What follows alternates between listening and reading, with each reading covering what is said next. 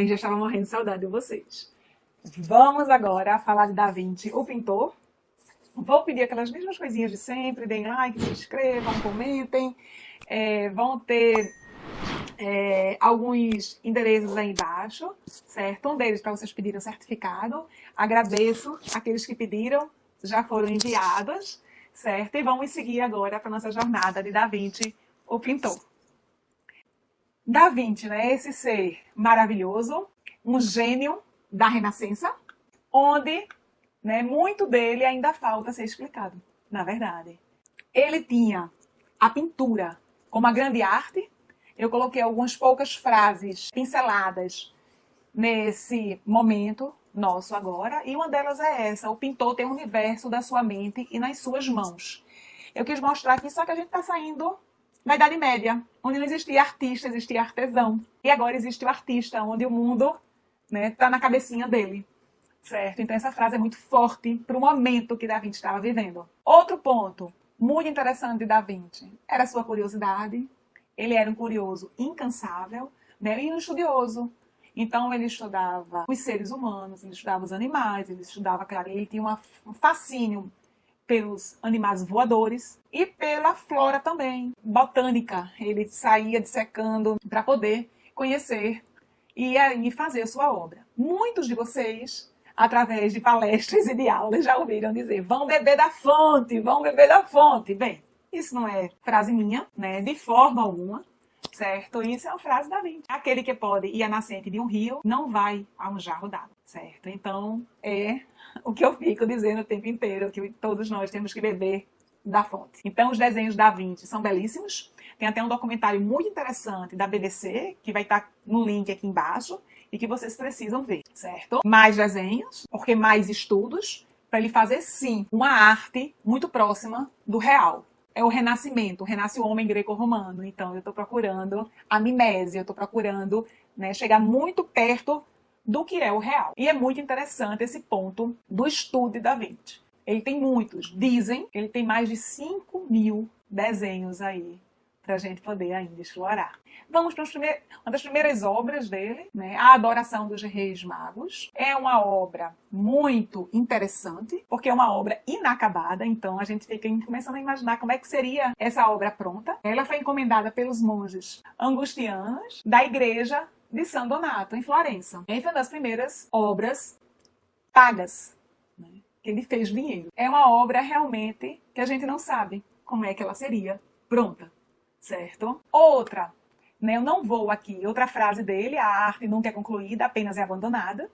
É muito interessante que Michelangelo falava isso dele, e ele falava da falta de estudo de Michelangelo com a musculatura humana. Então as esculturas de Michelangelo tinham musculatura mais pesada, porque, na verdade, Da Vinci gostava de pintar e Michelangelo gostava de esculpir. Não fiz aqui uma linha do tempo, certo? Vamos agora para a Mona Lisa, para a nossa querida Mona Lisa. Hoje, estou falando hoje antes da pandemia, né? Mais ou menos 6 milhões de pessoas passam por ano pela Mona Lisa. É um quadro muito pequenininho, tem 77 centímetros por 53 e teve algo muito interessante com essa tela, porque ela foi roubada, certo? E que quando ela foi roubada, ela não tinha esse status de celebridade. Hoje em dia, só para vocês terem ideia, essas 6 milhões aí de pessoas que passam, em média, elas passam apenas 15 segundos em frente à Mona Lisa, né? Tiram uma selfie, tiram a foto e vão embora, ok? Mas enfim, a Mona Lisa foi roubada, foi furtada realmente do Louvre em 1911. E por um pintor italiano. Vincenzo a roubou, não por questão de fazer dinheiro, mas ele queria, por patriotismo. Foi assim que ele se defendeu no julgamento. Ele queria levar a obra de um italiano para a Itália, certo? E longe de ser uma obra ultra famosa como é hoje. E ele foi pego justamente quando ele foi vender para o governo italiano, achando que o governo italiano, né, iria comprar, né, a obra de Leonardo da Vinci. É muito interessante esse capítulo, porque nós não sabemos o que seria da Mona Lisa se não fosse esse roubo. Então a Mona Lisa ficava nesse espaço aí que vocês estão vendo entre essas duas telas. Muito interessante. Foi muito fácil desse incidente todo acontecer. A Mona Lisa não era nem de longe a pintura mais famosa do mundo e teve a cobertura midiática, este roubo. Até Algumas pessoas começaram a ir no Louvre para ver o espaço vazio da Mona Lisa. Imaginem que loucura. Então, só depois que ela começou a ser realmente essa Mona Lisa tão famosa. A Mona Lisa, ela tem a proporção áurea, né? Que é algo que todos nós que trabalhamos com arte buscamos. É uma busca nossa. E Da Vinci chamava a proporção áurea de proporção divina. Ela é derivada justamente de uma relação de comprimento com largura, certo? E supostamente mais esteticamente agradável, certo? Essa é a relação que tem de comprimento e largura, né, ao olho humano. Então é muito interessante porque Da Vinci dava muito valor ao olho humano. Então, presente em estruturas naturais, como um girassol, e nas colunas do Parthenon, certo? E falando no Parthenon, vamos agora para lá. Chamada também de geometria sagrada, certo? Ela começou há muito tempo, provavelmente, né? Nós não temos certeza, por Pitágoras, certo?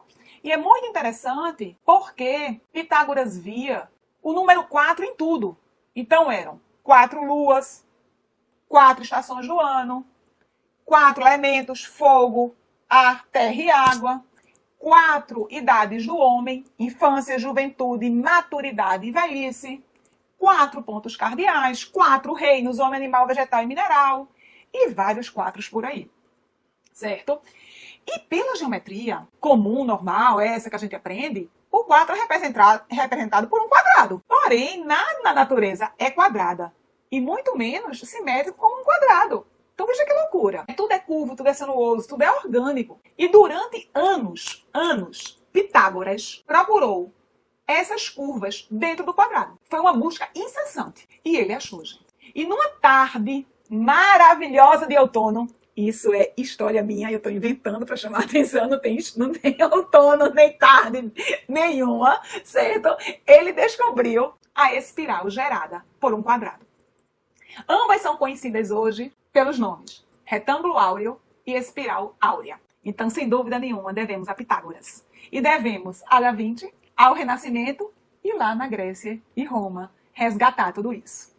Então aqui, mais uma vez, a nossa Mona Lisa como está hoje, super guardada, deixa eu me esconder um pouquinho, super guardada, além de estar no vidro blindado, atrás do vidro blindado, e está também com esse guarda-corpo aqui, porque hoje realmente ela é uma celebridade. Tem algumas curiosidades, uma bem interessante é que existem códigos, né, nos olhos da Mona Lisa, certo? Que infelizmente a gente não pode ver a olho nu, só se a gente estivesse realmente na frente da tela, ok? Na pupila direita da pintura estão disfarçadas as letras L e V, que é de Leonardo da Vinci, e na pupila esquerda estão escondidas BS, que provavelmente são as iniciais da moça que ele pintou. Usando um software de reconhecimento facial, pesquisadores da Universidade de Illinois, né, lá em Chicago, nos Estados Unidos, e da Universidade de Amsterdã, determinaram que ela está 83% feliz.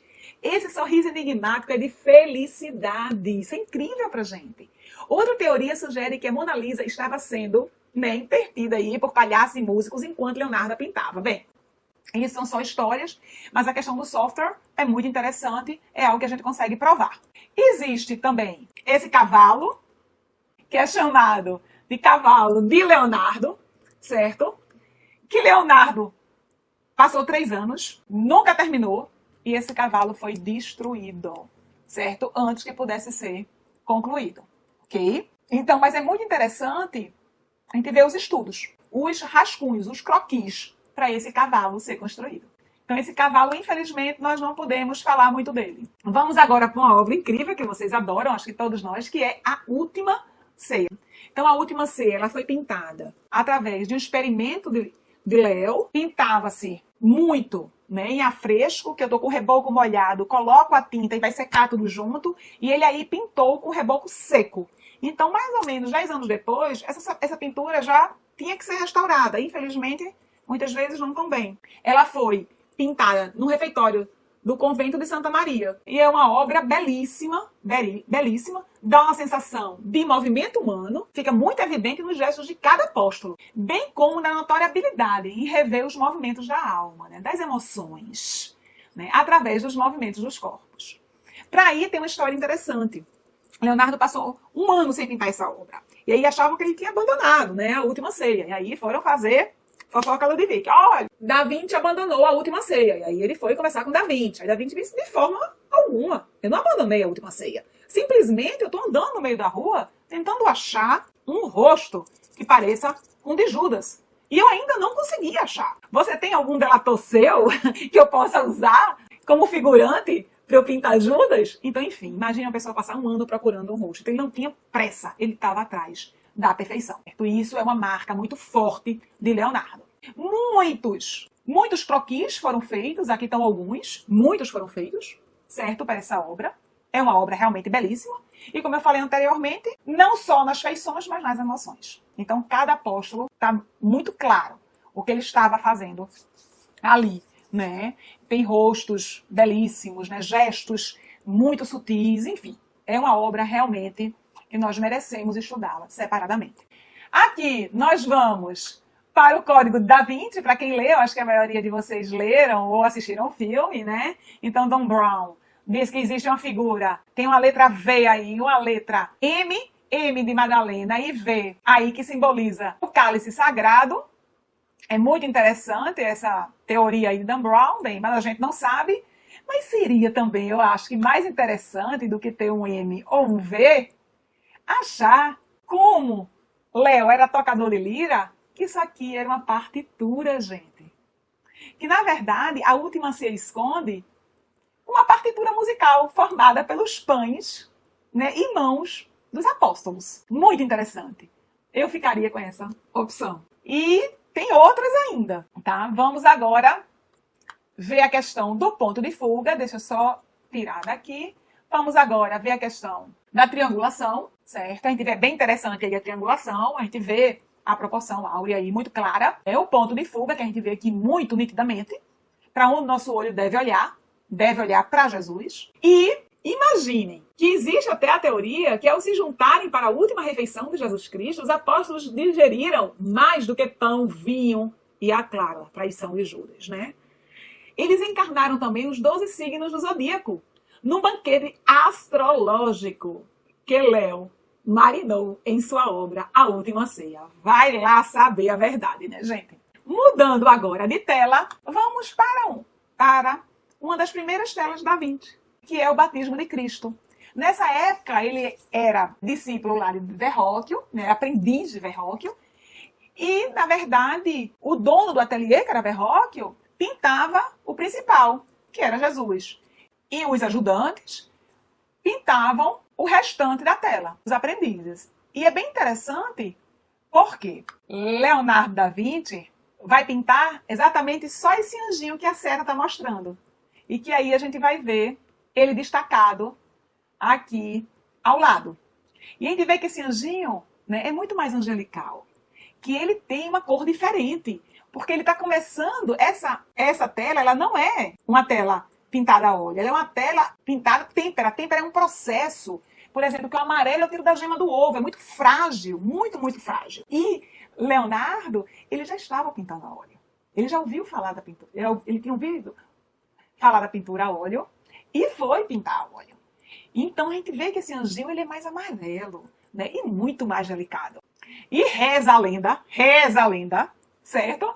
Que Verrocchio, né, abandonou a pintura após ver o querubim pintado por Leonardo. Tal história foi desmentida posteriormente. E Da Vinci ainda permaneceu com o artista por mais de 3 anos. Agora, o que a gente sabe hoje, né, por questão de raio-x, é que a tela é cheia de retoques a óleo. E só Leonardo que estava usando a pintura a óleo. Então, a verdade aí, não sei onde é que ela está. Outra pintura muito interessante, deixa eu me esconder aqui, é a Anunciação. Essa obra é interessantíssima, ela esteve escondida praticamente até o final do século XIX. E dava os créditos, como ninguém assinava as obras, dava-se os créditos a um outro pintor contemporâneo de Da Vinci, que também foi aprendiz de Verrocchio, certo? Na mesma época de Da Vinci. Mas depois, por estudos, viram que isso não era uma pintura de um artista só, certo? Vários aí, mas que algo era muito claro, certo? Que Da Vinci, né, ele tinha, sem dúvida nenhuma, pintado o anjo. O anjo era dele. Até por conta das asas. E todo o rosto angelical.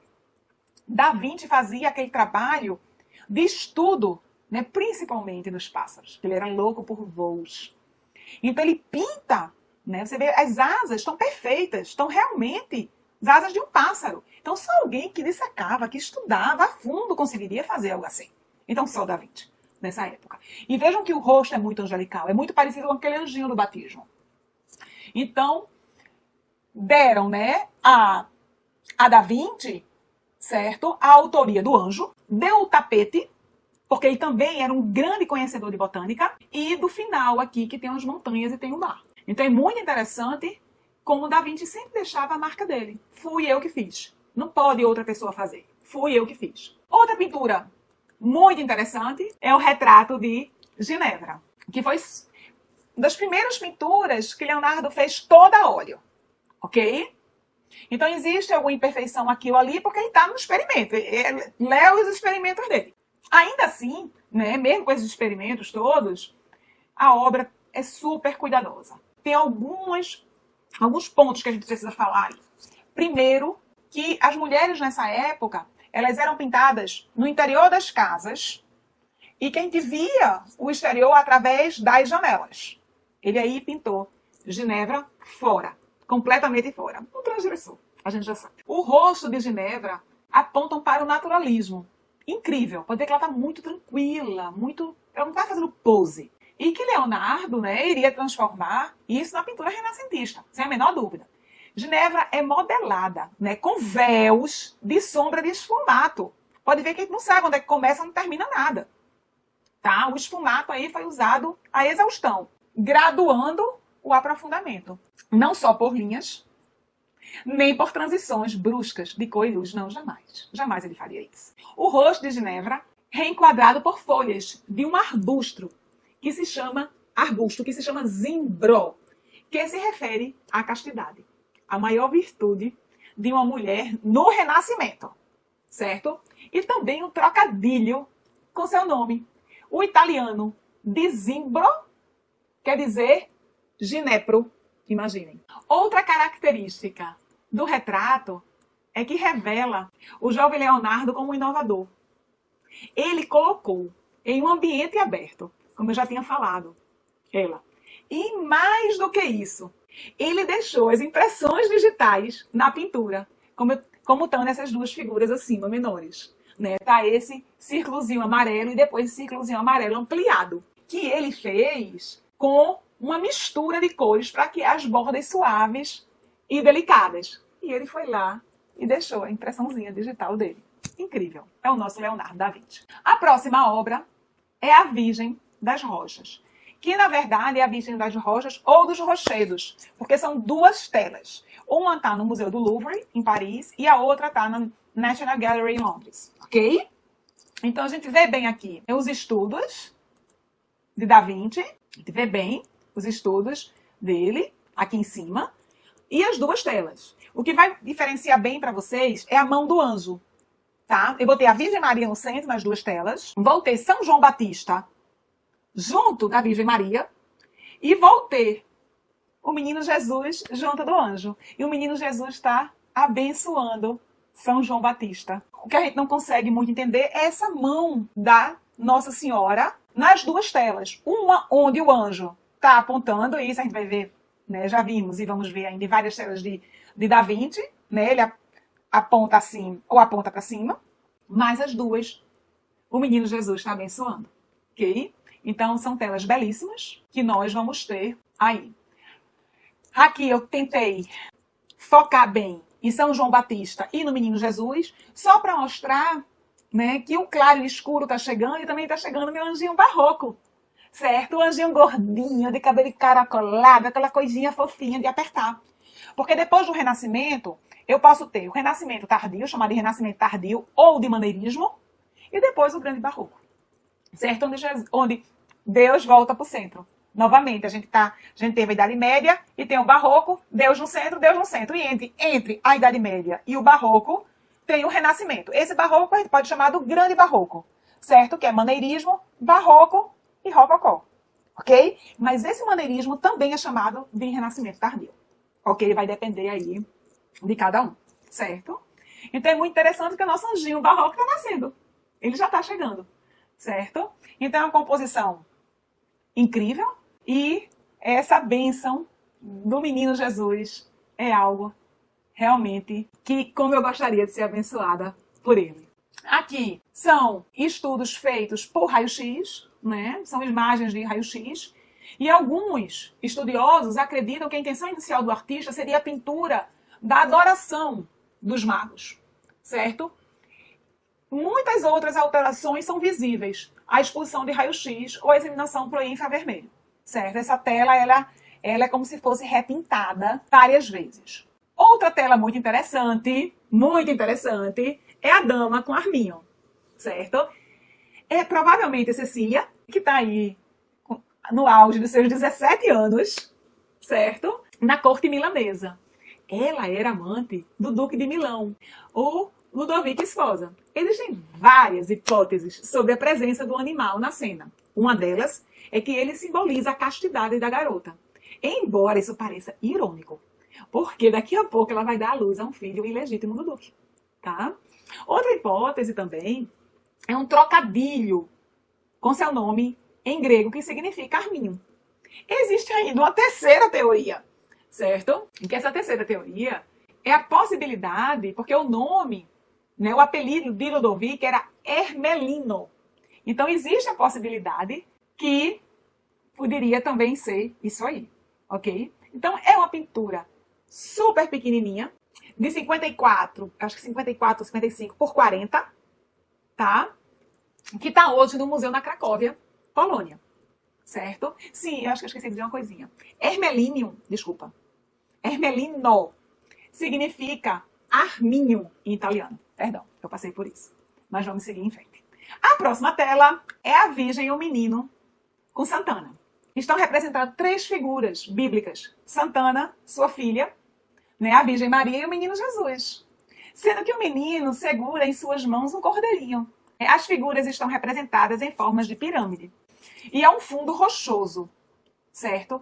E é bem interessante, ele usa bem a técnica do esfumato, e a composição é muito estranho tá Nossa Senhora sentada no colo de Santana, mãe dela. Isso não era comum nesta época. É mostrar essas demonstrações, né, de carinho e afeto. É outra tela belíssima, tá aqui um croquis da tela, e a gente vê bem, como eu falei anteriormente, a forma piramidal. A última tela eu deixei, pelo menos para mim, a mais enigmática, que é a de São João Batista. Uma pintura a óleo, sobre madeira, pintada por Léo. É possível que essa tenha sido a última obra dele, nós não sabemos, certo? Já está bem aí, saindo do Renascimento e começando naquele momento que eu falei, maneirismo ou Renascimento tardio, a gente vê muito claro e escuro.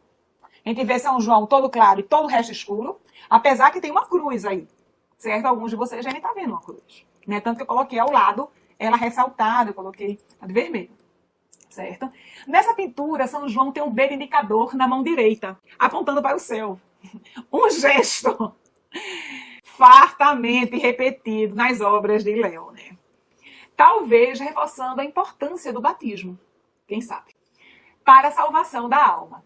Esta representação da figura de São João Batista vai contra todas as demais. Prestem bem atenção, gente. Até então, que se apresentavam o santo como uma figura magra e feroz. São João Batista aí tá lindo. Tá com o sorriso da Mona Lisa. E a gente não sabe. Alguns dizem que não é, que era o amante, que não é São João Batista, né, que era o amante de Da Vinci. Bem, para mim, pouco importa essas picuinhas. O que importa é que é uma obra belíssima, que tem a marca de Da Vinci, e assim, no São João Batista aí, e o batismo, nós terminamos mais esse capítulo. Um beijo enorme, obrigada a todos vocês, e até a próxima.